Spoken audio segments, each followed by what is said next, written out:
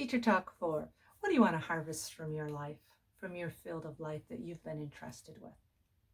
Yes, your field of life. Your field of life, if you look out, is just putting your life out there. Your 20s, your 30s, your 40s, your 50s, 60s, 70s, 80s. I've coached women all the way from late teens all the way up into their 80s. What is it you want to harvest? What is it you want to bring on in and multiply to help others? I was raised on a farm, and I get this principle very well. You can take a girl off the farm, but you can't take the farm out of the girl. You see, seeds are planted in our life like our stories. They land in our heart, and whether we work through them or we fight against them or we become bitter, those are like the weeds that are going to start squishing us. You do have a purpose, a crop that you're meant to use for others in your field of life. But you have to really examine your story and want to be able to harvest it. You do have a leverage in your story.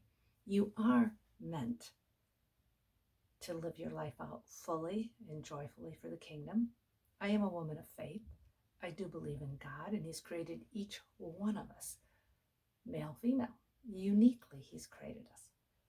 And so what are you going to do with your field of life? Some of you are gifted in the arts. Some of you are gifted in helping children. Some of you are gifted in helping the blind, helping those that can't hear. What do you want to do with that gift that you've been entrusted? Well, the weeds come in and start knocking us down, such as fields that I used to have to hoe as a child and a teenager were like milkweeds and thistles, and they would take out the good corn, and my father would say, cut those down. The reason is because they're going to take the good, they're going to take the corn out of the field. And my father would say, hoe them, get them down. That's what I learned, the principles.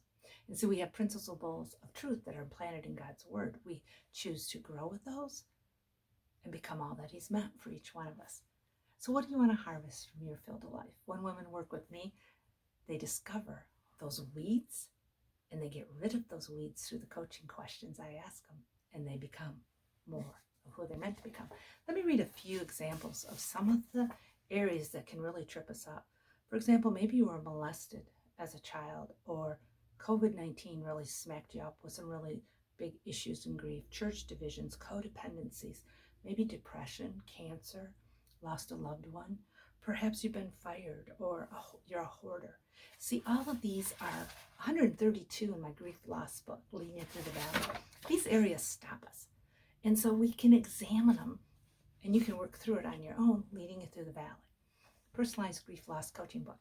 Friends, many of you on here I've coached, and you've read some of my books, Enable Me, Lord, to Shift. Each domain of our life, we are meant to grow, but the weeds are going to try to stop us. It's going to be hard to go forward in 2026 if we're not growing. So I challenge you.